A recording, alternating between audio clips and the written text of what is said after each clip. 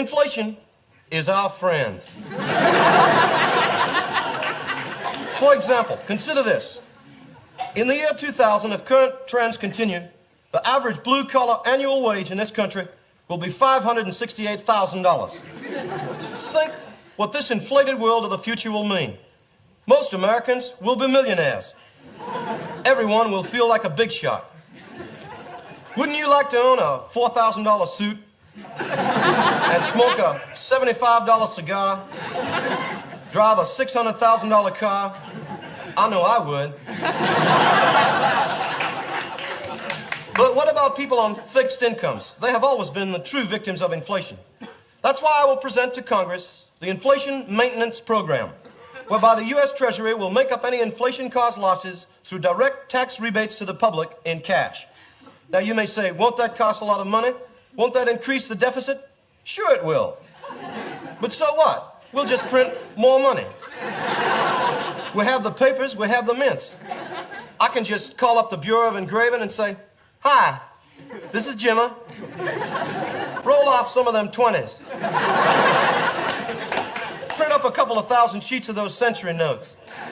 Sure, the glut of dollars will cause even more inflation, but who cares? Everybody will be a millionaire.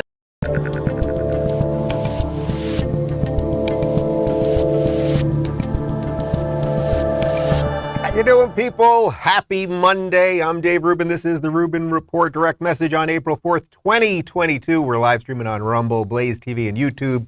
Subscribe, all that good stuff. And yes, that was a clip from 1978, about 43 years ago, Saturday Night Live, when it was funny, a long, long time ago. You young kids watching this program won't remember that Saturday Night Live once was funny and relevant and irreverent, but it was. And of course, that was Dan Aykroyd playing Jimmy Carter. And basically, what was edgy comedy in 1978 is the truth of 2022. You see what they did there? Everything that he said there is exactly what the policies of the Biden administration are. It's rather extraordinary, and I saw it over the weekend, and I was like, that has got to be the cold open, and in some ways the theme of today's show. Before we get to it, and we've got a big show for you today, a jam-packed show, I wanted to show you some pictures here, because on Thursday, I was at the PragerU Gala. I was the host of the PragerU Gala, and you may recognize the back of those two heads there sitting in the front row as I was giving my talk right up top. Yes, on the left, that is Florida Governor Ron DeSantis, and having a forkful of something is Dennis Prager of Prager University. After Dennis and the governor did their talk, there's me shaking the governor's hand, and then I wanted to show you this side-by-side here. I actually gave the governor the first signed copy of Don't Burn This Country, and on the right, that's when I said gay to him. So you see his reaction, and you're not going to believe this, guys. I was not arrested. He actually took a picture with me and David. I said, this is my husband, David. He took a picture with us. He said, oh, congratulations on the kids. Very happy for you guys. Took a picture. We'll try to get the picture. It was the official photographer there. And just everything that they say about the guy is a lie. And he gave a great talk, and Florida's in good shape. And you know all that stuff. One other thing before we get to the program. We did finally, I was able to confirm the opener for my event, the book tour event in Denver. We had been holding this one for a while.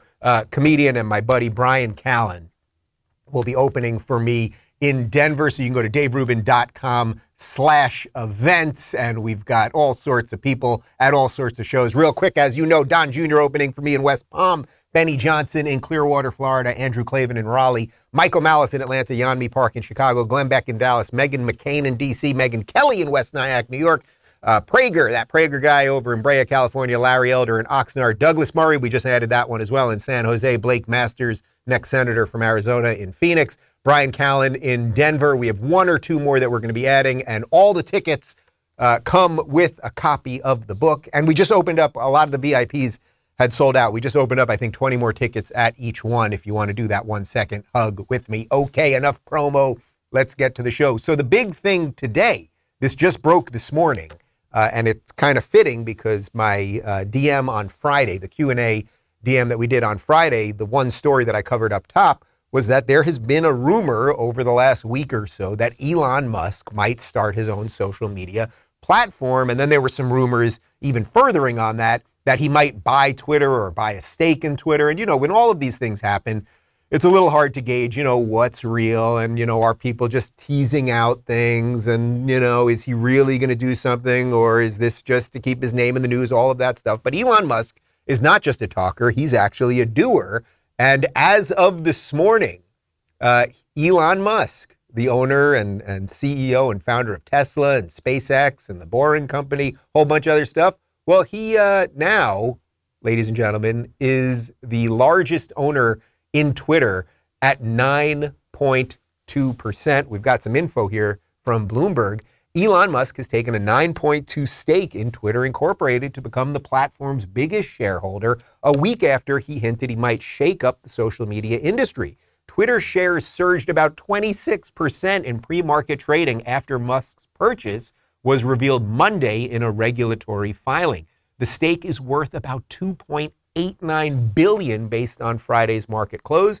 Musk, 50 years old, polled his more than 80 million followers on Twitter last month, asking them whether the company adheres to the principles of free speech. After more than 70% said no, he asked whether a new platform was needed and said he was giving serious thought to starting his own. The announcement will be yet another major test for new Twitter CEO Parag Agrawal, who replaced Jack Dorsey after he unexpectedly resigned in November. Agrawal vowed to increase accountability, make decisions faster, and to improve product execution.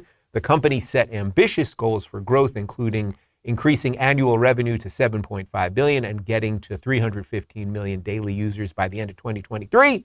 Musk posted a cryptic meme in December after Twitter announced that Agrawal was taking over from Dorsey as Twitter CEO. It depicted Agrawal as Soviet dictator Joseph Stalin and Dorsey as Soviet secret police head Nikolai Yezhov for being shoved into water.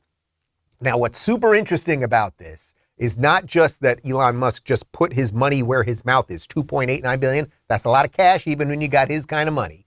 But now he is the largest stakeholder in Twitter. And then something else very interesting happened over the weekend. And I suspect a lot of mainstream media outlets are going to skip over this one. Jack Dorsey, the former CEO of Twitter, the guy who looks like he's on a perpetual mushroom trip, he tweeted this out. And this is before the announcement that Elon Musk had bought these shares. He wrote, "The days of Usenet, IRC, that's Internet Relay Chat, the web, even email with PGP were amazing. Centralizing discovery and identity into corporations really damaged the internet. I realize that I'm partially to blame and regret it." Now, I don't want to sound like a conspiracy theorist here, but I don't think these things are disconnected. I think he obviously knew somehow over the weekend that Elon Musk was about to do this, right? People talk, lawyers talk, et cetera, et cetera. And he now realizes if Elon Musk now is the majority, has the majority of the shares, not the majority, 51%, but he is the highest personal stake in Twitter, it is very possible that some of the books are going to be opened up at Twitter. Have you guys been shadow banning? Have you been reading people's DMs? Who was it that said we're not going to allow the New York Post to tweet out the links to the Hunter Biden story, and we're going to censor other people's links when they try to link to it as well? How have you decided to suspend certain people and to ban certain people? In the summer of 2021, when that crazy right-wing maniac Dave Rubin said that vaccine mandates were coming, who was it that decided to suspend him? Turned out he was right. I think Jack could end up being in a lot of trouble, and he was just trying to get ahead of it there. He was trying to get some sympathy, like, oh, there was a cool internet, and I really bungled it, but please have mercy on me because I'm not in charge anymore. So we will see what happens here. Is Elon Musk's goal to really clean up what's going on Twitter? Is he going to let Donald Trump back on Twitter? Is he going to expose the nonsense that's been going on there? We will see, but this is a good move, right? What do I always tell you guys? We got to find that star in the distance. We got to find the thing and the people that are fighting the right way. Well, here's a guy putting his butt on the line. Not only his butt, he's putting his money on the line and saying, we're gonna see if we can fix this thing. So this is really good. Of course, the funny part about this is that it just shows you how far the left and the woke machine has gone with everything. That a guy like Elon Musk, who probably had I kid you not, he probably had 100 meetings where people said to him, do you want to get in on Twitter or in on social media over the last couple of years? Probably more than 100 meetings. Like, try to imagine the amount of times that something's been pitched to this guy related to social media, that these people have gone so crazy with the censorship, that the nonsense related to gender identity, the fact that Tucker Carlson, the largest, highest rated cable news talk show host in history, is currently banned from Twitter. Still right now. Nobody's talking about it, but it's true. They finally pushed a guy like Elon Musk, who will be considered a right-wing maniac because of this, to get involved and get his skin in the game. And I think actually that's a beautiful thing. And we need it more than ever. And that really is the theme of today's show, because the people that are in charge, Biden, Gay Pete, racist Pelosi, crazy Kamala, and Jen Psaki, who's now taken a job at MSNBC, little conflict of interest there. These people are wrong about everything and have been wrong about everything the entire freaking time. That's what we're doing today. And if any of the things that they've been wrong about make you nauseous, well, I've got the relief for you people. Reliefband. You know, 1 out of 3 Americans regularly suffer from nausea or anxiety, usually while watching CNN. And if you're one of them, you know how quickly your body can turn from comfort to crisis mode. And this is why you've got to check out Reliefband. Reliefband is the #1 FDA-cleared anti-nausea wristband that has been clinically proven to relieve and prevent nausea and vomiting associated with motion sickness, anxiety, migraines, hangovers, morning sickness, chemotherapy, and so much more. Reliefband is a band you wear on your wrist that stimulates a nerve in the wrist that travels to the parts of the brain that control nausea, blocking the signal to your brain, which is sending to your stomach, telling you that you're sick. You simply change the intensity depending on how you're feeling to make it stronger or weaker. The technology was originally developed in hospitals to relieve patients, but now through Reliefband, it's available to the masses. The product's 100% drug-free, non-drowsy, and provides all-natural, long-lasting relief with 0 side effects for as long as needed. Their newest model, Reliefband Sport, is waterproof, has extended battery life, and can attach to your Apple or Android watch. Reliefband makes a great gift any time of year. Right now, they've got an exclusive offer just for the Rubin Report audience. If you go to reliefband.com and use promo code Rubin, you'll receive 20% off plus free shipping and no questions asked for 30-day money-back guarantee. That's the best offer you'll find for Reliefband anywhere, but you have to use my code. Head on over to reliefband.com and use my promo code Rubin for 20% off plus free shipping. And now, back to me. All right, so, you know, we've got some problems in this country. You know, we've got a president who doesn't seem like he's all there. We have people who don't believe in math. We have other people who believe you can endlessly print money. We have people who believe the borders should be open. We have people who believe that boys are girls and girls are boys. We have people who believe that non-racism is racism. And we also have people who just flat out don't understand anything about anything. That would be the generous version, and the more cynical version would be that they want to destroy the whole damn thing. Here's Nancy Pelosi. But we cannot allow the fossil fuel industry to use this as an excuse to reverse everything we're doing to save the planet. One of the things I think that the president may say, I don't have this as a fact, is that we will use the Defense Production Act to speed up diversification so that we're not so dependent on oil. Okay, if you believe that that alcoholic geriatric buffoon is up to the task of saving the planet, then I'd like to sell you a bridge. You can really see what's going on here. We now have this crisis, this war in Ukraine. No excuses for what Russia has done. You cannot invade a sovereign nation and just start killing innocent people. But because of this, over the last, say, month and a half or so, and it really started a little bit before because we had a slow motion entry into the war. Remember, for weeks, Biden kept saying, well, I think Putin's going to do it. And I gave him a list of things he can't do. And maybe he's going to do this or that. And, you know, in 2 days, I'm pretty sure it's going to happen. You can see what this is really about. And what this really seemingly is about at this point is crashing the American economy and ushering in this Green New Deal and getting us off gas and oil and fossil fuels and all of those things, which coincidentally is exactly what these people have wanted to do the entire time. So look, even if you hate fossil fuels, and if you really hate fossil fuels, there's a lot of things in your life you shouldn't be doing, okay? And petroleum's in pretty much everything in your house and your clothes and all of that stuff.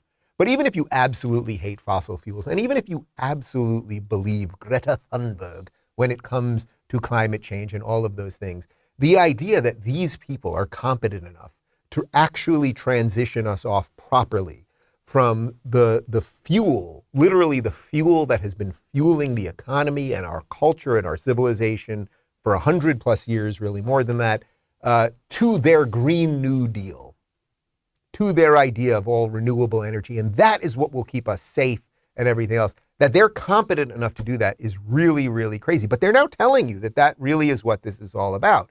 What does a government do? A government never lets a good crisis go to waste. And they're going, oh, we've got a war over there, so we are going to figure out how to usher in all the nonsense that we want to do here. But we've got Gay Pete. And I only call him Gay Pete because the only reason he has the job as transportation secretary is because he's gay. That's not just something I'm saying. That's what Biden said. You know, we've got the first openly gay transportation secretary. We've got the first openly trans health secretary, deputy something, having nothing to do with his qualifications, because obviously he's not qualified. He was the mayor of South Bend, Indiana. That's pretty much all he's ever done, and that's a perfectly fine job, I suppose. But he knows nothing about transportation, but he's ushering in an era of equity and all sorts of stuff, and he really wants you to get rid of your car. Our country was better positioned to handle it than many others. So less dependent on foreign oil, and that protects us from shortages at fuel stations. But here's the thing to remember. Even if all of the oil we use in the USA were made in the USA, the price of it is still subject to powers and dynamics outside of the USA, which means that until we achieve a form of energy independence that is based on clean energy created here at home, American citizens will still be vulnerable to wild price hikes. No, lie, complete lie, Pete. What are you talking about? Even if all of our energy was made here at home, so all of our oil and energy was made here at home, we'd still be subject to wild price hikes. No, we wouldn't, because we have plenty of energy here. We just have not unleashed it properly. And it wouldn't be if we were energy independent, right? Something that there was that orange guy, I always forget his name, that he wanted to do. Then we wouldn't be so dependent so that if Russia invades Ukraine, we wouldn't see these crazy spikes. So that's a complete lie. But then he even furthers the lie. And this is what they do with everything. They lie about everything, and then they lie about that. His next statement is, in essence, we just have to get to clean energy. And if we can just have clean energy, then we won't be reliant on these spikes. But what are you talking about? If we have full oil energy independence, regardless of whether it's fossil fuels or whether it's clean energy, what's the difference? If we can do it all ourselves, then why would clean energy not have anything to do with the spikes, right? They just lie about everything. But again, this is the plan. So you've got Pelosi saying, you better let us do what we want to do because we got to save the planet. Then you have Pete just flat out lying, just lying about energy independence. And really then at the end telling you what he wants to do. It's not about energy independence. It's about moving us all to electric, okay? And by the way, the Joe Biden fella, the man pretending to be president, he's very excited because he might be able to save you $80 a month. Under my plan, which is before the Congress now, we can take advantage of the next generation of electric vehicles that a typical driver will save about $80 a month from not having to pay gas at the pump. Congrats, everybody. You're going to save $80 a month. Of course, you're going to have to buy an electric car, and even with whatever subsidies the government might give you, might is the key part there, electric cars still cost way more. Joe, I don't know if you know this, but a lot of people are hurting economically right now, okay? So, they're not looking to get electric cars. You know, if you can get, say, a regular sedan, you can get a very sort of basic, simple sedan for, I don't know, $14,000. You can, they exist, right? You have to spend at least $50,000 on an electric vehicle. So what are we talking about here, Joe? Are you saying that these people have to take out huge loans forever? I thought you guys don't like loans either because you don't like interest or math doesn't work or something. So what actually are you saying, that you can save $80? Of course, this is the same guy who tweeted out on July 4th that the average American was going to save 16 cents on their July 4th picnic. So, I think you get the point. But it continues because then there's Jen Psaki. I love Jen Psaki. She was doing her White House press briefing. And one thing, you have to keep in mind as you watch the videos of Jen Psaki, look how miserable she looks. Like, you really got to see the misery in her face, because I think that over time, if you lie and lie and lie, and then if you lie about that, that eventually it will start making it so that your face will actually be sliding off your skull. Jen Psaki. So how are people supposed to believe the Putin price hike is to blame for food prices going up when the timeline doesn't add up? Well, here's what the president is reflecting on. One, the price of gas has gone up by approximately $1 or more since Putin started lining up troops at the border. This is something that outside economists have spoken to as well, not just the administration. And those are just factual details about how much the price of gas has gone up. We know that's a huge impact. And when you say inflation, people think the costs on their pocketbook and the impact on their budgets. The second piece on the availability of food, we know that different markets around the world are impacted by the lack of production in Ukraine and other because of the war, and we know that that could impact global food prices. It hasn't happened yet. This is the first time we've heard the president blame Putin for higher food prices. I think what the president's looking at is what the impact has been in a lot of areas that are leading to price increases on people's pocketbooks and where we could see it increasing over the course of time. Okay, so let's do the second part first, the food stuff. Now, remember before when I said that there was this like slow motion lead to the war, and you all remember that, hopefully, when Biden just for weeks kept saying, okay, he's going to go in, or we think he's going to go in, and he's about to go in. How come nobody in mainstream media, none of our political elite or any of our trustworthy sources were warning us that if we did anything related to Ukraine, that food was going to go up? Because you think maybe we would have had a discussion about that? Because I don't think the average person likes when they go to the store and they see the prices of food exploding, which we all know is happening right now. You do not need me to tell you that. Just go to your store. Whatever your store is, go. And does stuff seem more expensive? And are there less things on the shelves? Pretty much everywhere the answer is yes. So she's just this idea that they didn't know that food was going to rise or what was going to happen if we did anything in Ukraine. Okay, that's just nonsense. And then, of course, she lies through omission on the first part related to gas because she says that, since the war, price of gas has gone up by about $1. And that actually is true.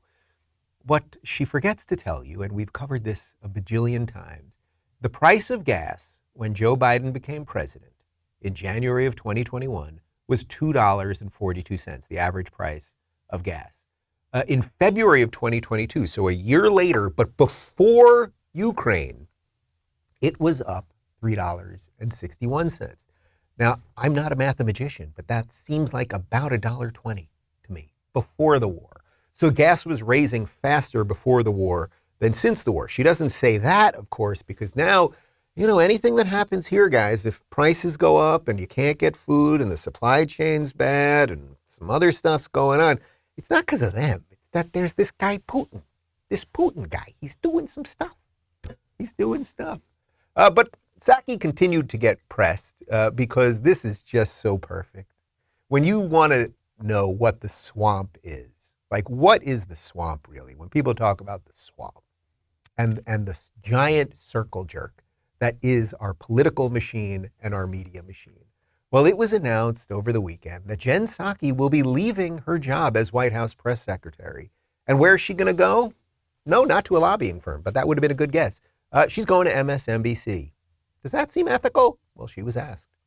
Is it ethical for you to continue conducting this job while negotiating with a media outlet?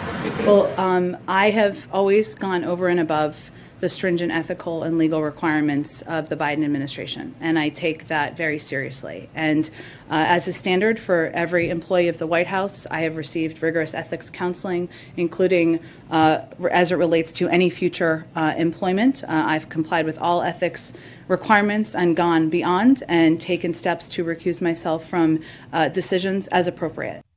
Guys, if ethics are here, this girl freaking...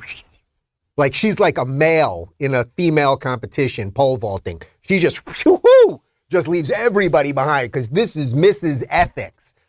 Okay, this is complete nonsense. This woman, all she has done for the last year of her life is lie about absolutely everything. I don't think there's anyone in America that has lied more.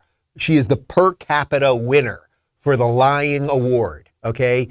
And what is she going to do? What is her reward for that award? Her reward is to get a job at MSNBC. So now MSNBC is most likely going to pay her a 7-figure salary. She will probably make over $1 million a year. That's a lot of cash, to just continue to lie on MSNBC. MSNBC is a propaganda network. She just worked for a propaganda president to now work at a propaganda network as an analyst, by the way. I'm sure that's what she's going to be, as an analyst. I don't know that they're giving her her own show right off the top, although that would be propaganda in and of itself. But they will bring her on to analyze the news. And do you think that a woman who just spent the last year lying for administration and has all sorts of connections and friends in that building, the White House and in the Capitol, all those things, do you think she can honestly assess and comment on what's going on there? And by the way, this is not just about her. This is what they all do. This is what they all do. George Stephanopoulos, the now chief head of, ABC News, he was in the Bill Clinton White House. They all go through all of these things. You're head of the DNC. Next thing you know, you're a CNN analyst. You're a failed political campaigner. Next thing you know, you're on MSNBC News. The game that they are constantly forcing us to play, we can see it. We all see the rules now. And that's why so many people are checking out. That's why so many people are watching this, or watching the Daily Wire, or watching Glenn Beck, or watching whatever else people are watching, whatever the complete other side of us are, the lefty lunatic version of me. Somebody's watching that, and I don't blame them, because they even realize how stupid mainstream media has become. And Psaki, she's going to bring, her incredible insight and her word trickery to MSNBC. Here's what she had to say about pregnant people. What?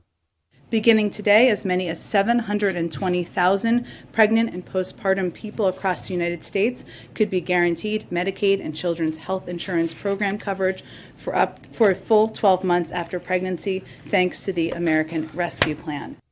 Pregnant people. Pregnant people. These used to be known as women. Women are the only gender that can get pregnant. I don't want to sound like a racist or a Nazi.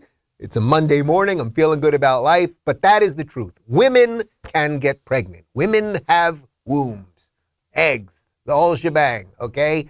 There's no such thing as a pregnant person. Yes, a woman is a pregnant person, I suppose, if we're being very technical, but you see what they do with everything. They lie and obfuscate and confuse language and don't say gay, even though you can say gay. As I made a point on Ben Shapiro's podcast this morning, the don't say gay, but a little sidebar, they could have just as easily called it don't say straight, because you're just not allowed to talk about sex with a kid from K through 3. So it's all nonsense. Black Lives Matter. Is that really what this thing's about? The LGBTQI plus blah, blah, blah, blah, blah, blah, Latinx, all of this nonsense. Pregnant people. We're in 1984, and she's been one of my voice just cracked. I think I finally hit puberty. Yeah, you see what's going on here, people? I think you do see what's going on here, but don't worry. Don't worry. Psaki's heading out of the administration, but there are good people. There are good people at the administration. There are smart people that she can leave this up to, like Kamala Harris, right? She is this woman. I mean, you talk about people that are on the ball, that know what they're doing. You look at her. Like if you were putting in the dictionary, like smart, they're going to show you a picture of Kamala Harris. Here she is back in July of 2021. Because if you think the wokeism thing isn't going to stop, they've been ushering in this for a long, long time. And when you figure it out, you realize that they're the racists. They're the ones that hate middle America and everything else. They look down on all of us. And here's Kamala. You may remember this one from about 8 months ago, talking about people in middle America. Is agreeing to voter ID one of those compromises that you'd support? I don't think that we should underestimate what that could mean. Because in some people's mind, that means, well, you're going to have to Xerox or photocopy your ID to send it in to prove you are who you are. Well, there are a whole lot of people, especially people who live in rural communities, who don't, there's no Kinko's, there's no Office Max near them. People have to understand that when we're talking about voter ID laws, be clear about who you have in mind and what would be required of them to prove who they are. Of course, people have to prove who they are, but not in a way that makes it almost impossible for them to prove who they are. It's just so extraordinary. Like, you just have to laugh, the stupidity. First off, when she says, of course, people have to prove who they are, did she just come out as for identification? Because that's racist, according to her own party. Also, this idea that people in the middle of the country, they can't get to a Kinko's. What are these effing morons? There's no Kinko's or Office Max near them. They don't have printers. They don't have a $99 Hewlett-Packard printer that has a thing and you can lift it and put your ID on it and scan it. These people are complete morons. What's hilarious about this is these are the same people who think that black people are too stupid to be able to get an ID. So they hate middle American people because they can't get to a Kinko's or don't know how to use a printer. And they also think that black people who live in the inner city are too stupid to figure out how to get an ID.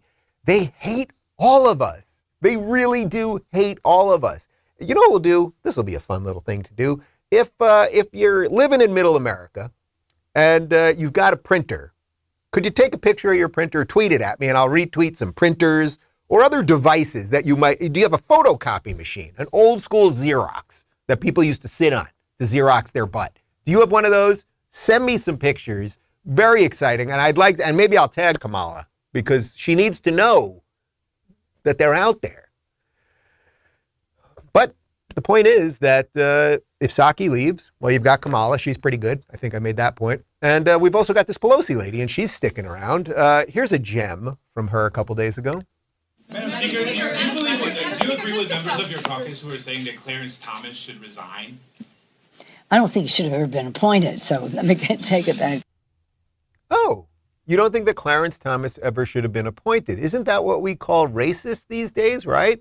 Anyone that didn't want Ketanji Brown Jackson to be appointed, to be confirmed for the Supreme Court, weren't they racist? But just because, you're a lefty, you get to say whatever you want and nobody calls you racist. Well, I call you racist. You're a racist wench. You're a racist wench, Nancy Pelosi. That's what you are. You really, really are. But there's this other guy. So let's say you're looking at this thing and you're going, man, Psaki's leaving, but we'll be okay because we got the Kamala and we got the Pelosi. Well, we've also got Biden, right? At the end of the day, the buck stops with Biden, and he's a pretty bright fella. We have this notion that somehow if you're poor, you cannot do it. Poor kids are just as bright and just as talented as white kids. Poor kids, just as talented as white kids. Extraordinary, extraordinary. But now allow me to show you something completely different. Because the Democrats had a chance. They really did have a chance in that last election because there was one sane human being on that podium when they were having their debates. And they destroyed her. Not only did they destroy her, you know who I'm talking about already, Tulsi Gabbard, obviously, but Hillary Clinton claimed that she was working for the Russians. Mitt Romney in the last month or so claimed that she's working for the Russians and she's a traitor. This is Tulsi Gabbard, who was Congresswoman from Hawaii, Democrat Congresswoman from Hawaii, who is an active member of our military, which has been in training over the last couple of weeks. They completely destroyed her. I don't know where someone that is roughly sane fits in the modern Democratic Party. But Tulsi, who's now out of politics, and I don't know exactly what her future holds. I don't know if she wants to get into politics or not. She's still talking the truth, and she's still holding the sane line, which is very difficult as someone that I think still believes that they're on the left. I don't want to speak for Tulsi. Here's a video she put up on Instagram over the weekend talking about HB 1557, otherwise known as the Don't Say Gay or Straight bill. You may have seen in the news recently, or you may be a parent who's experienced how parental rights are under attack all across the country as the government tries to usurp parents' rights and responsibility to raise their own children. Now, we should all support the Parental Rights and Education Bill that recently passed in Florida, which very simply bans government and government schools from indoctrinating woke sexual values in our schools to a captive audience that is by law required to attend. But as I read the legislation, I got to tell you, I was shocked to learn that it only protects kids from kindergarten till third grade. Third grade? What about 12th grade? Or not at all?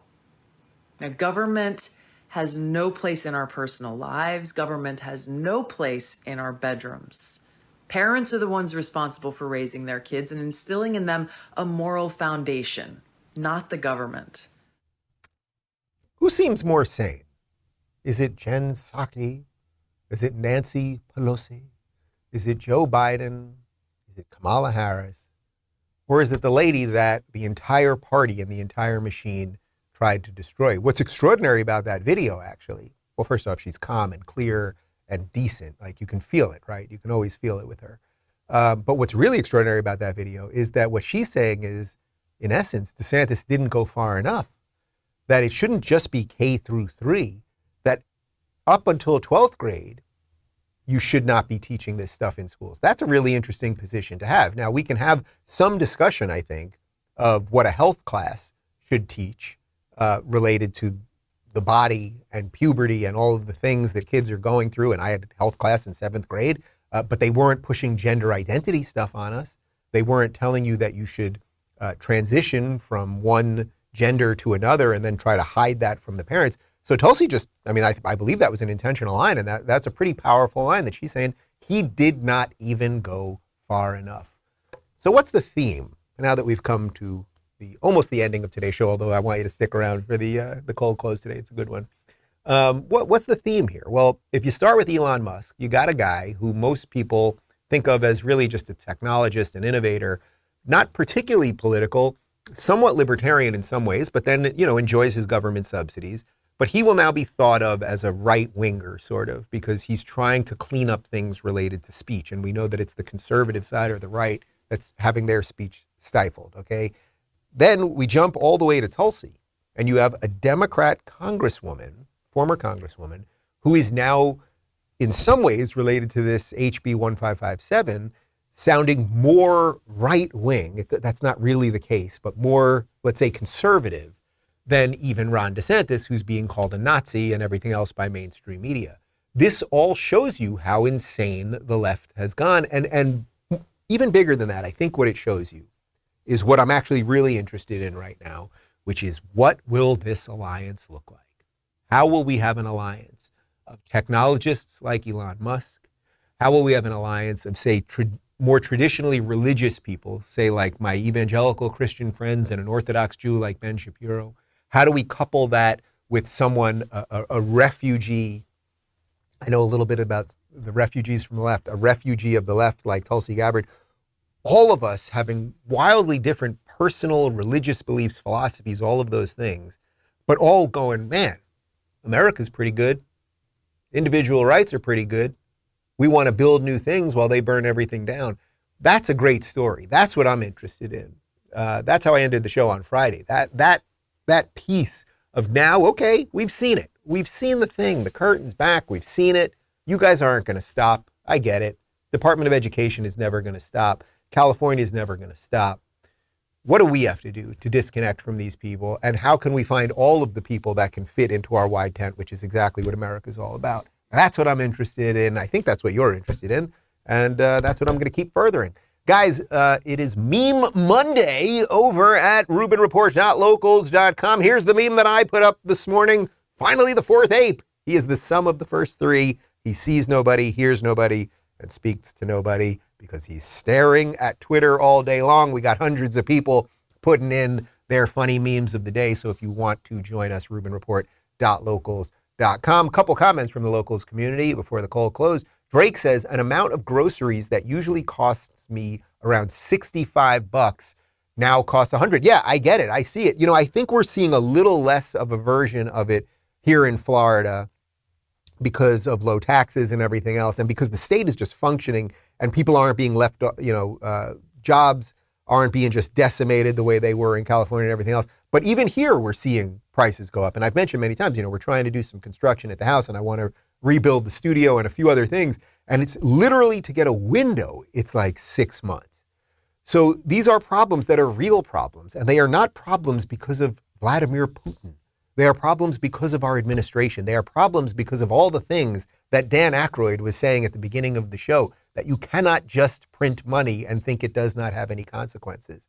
Logan says the stringent ethical legal requirements of the Biden administration. Ha ha, good one. Yeah, that is hilarious. Like, yes, the Biden administration has stringent ethical standards. You're going to have to look into that laptop thing if so, because there's emails on there that implicate Joe related to Hunter getting jobs for things that he didn't have any expertise in and getting a lot of cash that was most likely funneled up to the big guy. Not going to hear that on CNN tonight. Jeff finally says, it's not racist if it is for the vax. Yes, we all know that, right? All the people who told us that having a ID card to vote was racist were the exact same people who said that you had to have vaccine passports to go to McDonald's. The disconnect, the mental disconnect, that jump, whatever happened, the synapse that's not there, it's extraordinary, people. All right, guys, reminder, Don't Burn This Country is coming out in less than 2 weeks. Not this Tuesday, but the Tuesday after. DaveRubin.com/book. You can get your book. It will be delivered to you on the 12th, and we've got the links for all the different websites that you can go to purchase the book. And I am heading out on tour, DaveRubin.com/events, and the big one that we announced just this morning is that comedian Brian Callen, my buddy and great comic. This is going to be a fun show, and I think Denver's almost sold out already.